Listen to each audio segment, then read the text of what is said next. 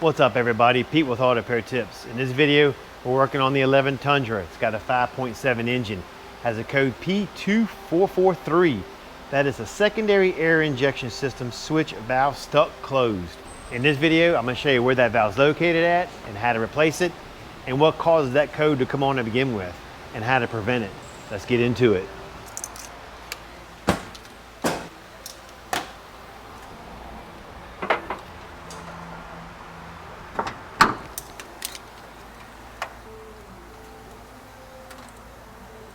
Now that we got some light on it, the first thing I'm gonna do is replace the valves. There's a left side and a right side, bank 1 and bank 2 they're called. This just has a bank 2 code, but we're gonna put both of them on there because you have to take it all apart.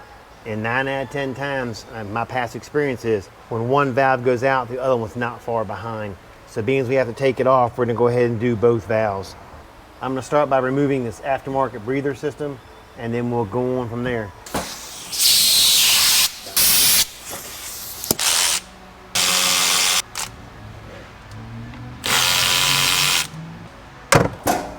This is definitely a doable job at home though. You don't really have to go anywhere to get it done if you have any kind of automotive knowledge. I mean, if you've never done something like this before, no, I don't recommend doing it, but I'll put a skill level on this as somewhere about maybe 5 or 6.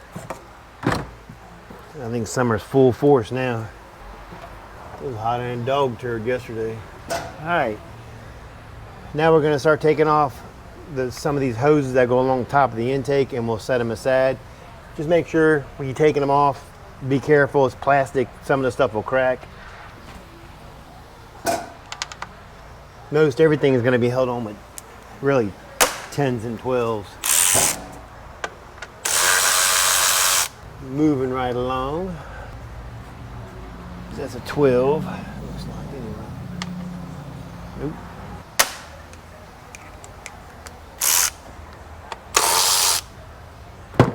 Got these little squeeze clips on here, and you squeeze it and raise it up, and takes the hoses right off. When you're taking your hoses off, take a second and look at them, because a lot of times when a truck at this age here, they'll start splitting right along here, and if they're splitting, you want to go ahead and take care of it now so you don't have to worry about it later. So I'm gonna be right honest with you, there are some clips that go along in the back of this intake that hold that harness on. I've never had much luck taking these clips out. I've always just bend it back a little bit, and then I'll take the 10 millimeter and take it out. If you guys have any better ideas, you know, a way to get that clip out, let me know, put in the comment below. You got styrofoam insulators that go on each side of the intake. Make sure you're careful when you take them off, because you can feel how dry they are. They are definitely brittle. And you definitely want to go back with them. Somebody's already been in this thing and messed with the electronic throttle body. It looks good there. That looks good. So right back here, we got 2 more 10s, it looks like. There's a hose coming right off the back of the intake, and it goes down into the evap system, it looks like.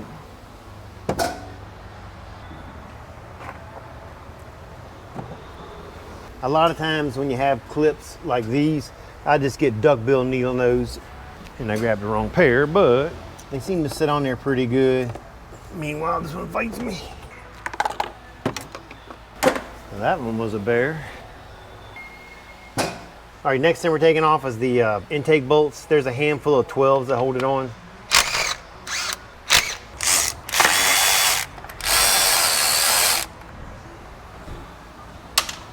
Right, after I got the intake manifold off, I went ahead and put some blue rags just to protect any debris, because I'm gonna blow it out some more because it's dirty.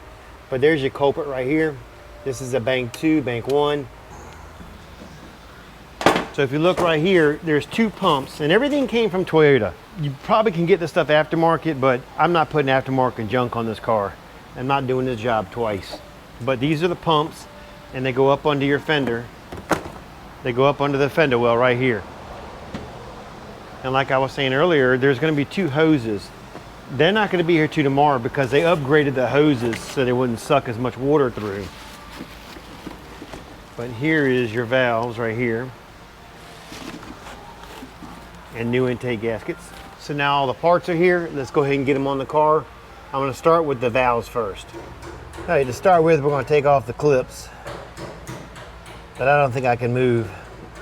My son smoked a pork butt yesterday for like 10 hours. I just had it for lunch and I kind of ate too much. I think I'm ready to go home and go to sleep now. my son can cook some pork, that's for damn sure. Once you get the connectors off, there's the EGR tubes go to each side of it. They're held on with some tins. You're gonna have to get down in there and get them off next. This one's not so bad on the driver's side. The one on the passenger side, that's gonna be the one that's just a little bit of a pain in the ass. I'm gonna start with the easy side first. Watch, I probably drink myself. This would probably be the hard side. Whew, man, I can't lay on my stomach. I should know better though than to eat like that. But it was just so good, I couldn't help myself. All right, and number 2. Now let's do the hard side. The only hard one on it is the back one. It's literally, they got it almost between, it looks like the head and the mount and the bracket. All right, take a second and we'll remove this bracket right here. Go ahead and get this out of the way, make it a little bit easier to get to. There was a piece of foam that went right here. I went ahead and took it out. The camera cut off for a minute, so you missed that part.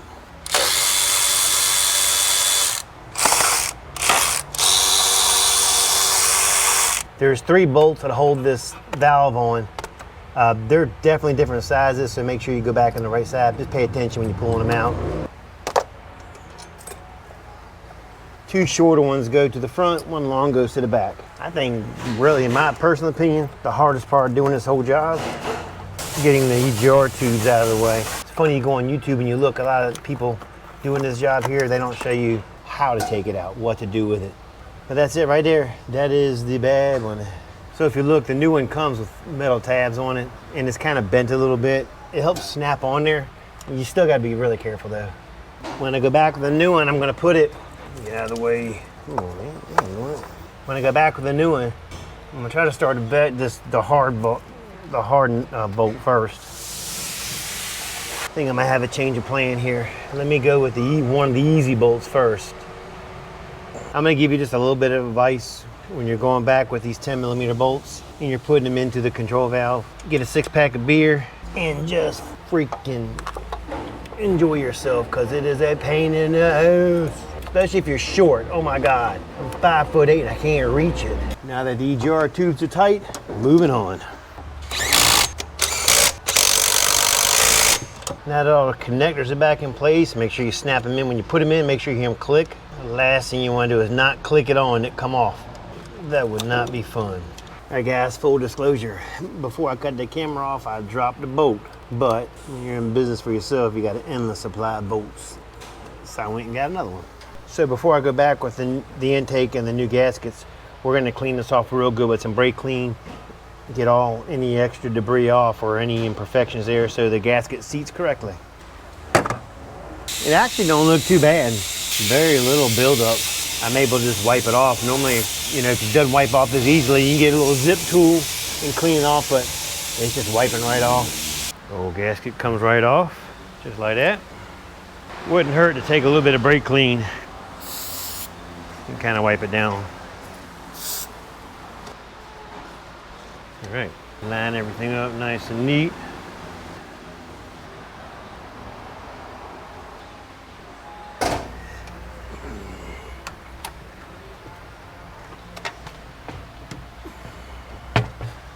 Going back with it, make sure you do it in reverse. It's easier. If you remember, the last thing we took off was the water, the hoses that went around the throttle body to keep it cool.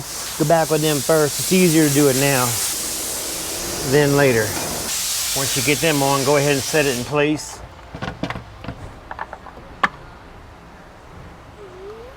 So looking it over, it looks like there's 21 foot-pounds, and we're going to do it in a crossing motion, which means I'll go from here to here and crisscross it out. Make sure you hand tighten these first before you put any kind of electric ratchet or anything like that on there.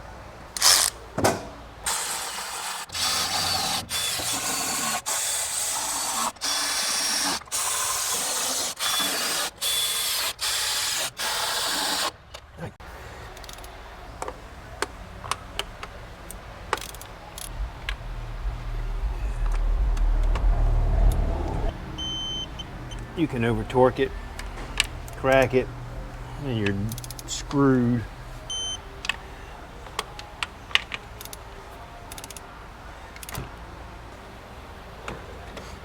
21 foot-pounds ain't much. It's light. So these are the pumps to bank 1 and bank 2. And what happens is it commands on air. And here's a tube right here. If you look at this tube sucks in air, goes in here, and goes into the solenoids that are on top of the intake we just replaced. And what happens is moisture and debris get up inside here, goes into the pumps and into the valves. And that's what ruins the valves. This tube, they redesigned it. It actually comes with a cap now. So we're gonna be replacing the 2 pumps and the new tube and the upgraded tube. These wires, they unplug from the top side, so I'm gonna have to lower it back down. But for right now, I'm gonna go ahead and unbolt the brackets to it. I should probably go up there and undo it from the top side, but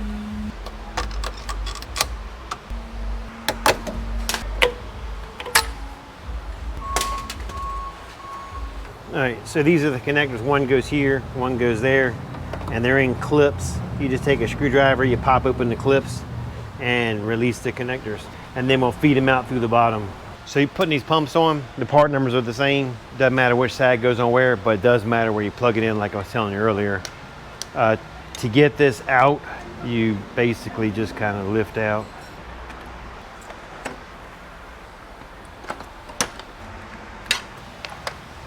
Make sure you wire tie these wires in place when you go back with them. Let's see, this looks like it's going to be right. I'm just gonna go through here and around there. All right. So to make life a little bit easier, I put a piece of black tape on the connector, the one that goes to the front of the engine. This way, if you're by yourself doing it, it just makes it easier to mark it.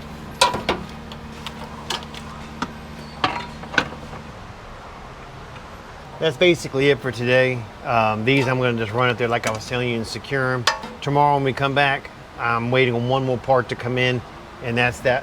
It looks like a bugle almost, a bugle horn, but it goes from here to here and it secures right up inside here. And I'll show you the difference in design tomorrow when they get here. So I just got off the phone with Toyota. The updated tube here, which like you say, it looks like a freaking horn. It's on back order. The only difference is on the end up here, it's got a cap on it to keep any moisture and water from getting in. But we're gonna have to use this one for now until the other one gets in, and they don't know when that's gonna be. So let me get this on the car, get the tire on it, and I'll see you on the test drive. All right, we're on our test drive, but first I had to stop off and get me a cup of Java. We're gonna hop up on the interstate for about 3 or 4 miles, give everything a chance to cycle through. I'll keep my eye on the readings, make sure the check engine light don't pop back on. I mean, you never know, I could have left something loose or something else could be going wrong. I doubt it very seriously, but there's always that possibility. Tell you one thing about these Tundras, they definitely got some pep to them. And with 161,000 miles, this thing has got a lot of life left. I've got a Toyota pushing 300,000 miles, and all I've ever done was put a set of plugs in it. I think I got some coil packs going out though. They're firing, just not firing like they should, I believe, because it's a little bit sluggish. So keep your eyes open for, I do have a video coming out about that. We'll take readings on the coil packs and we'll compare those coil packs to new coil packs and we'll see what they look like. All right, that's about it. We've gone about 3 or 4 miles now, it looks like, 3.5 miles to be exact. No check engine lights, the readings look good, everything's doing awesome. Time to head on back. We'll call the customer, get it delivered, and this job is done. I appreciate you watching. Don't forget to like, subscribe, and leave a comment. Catch you later.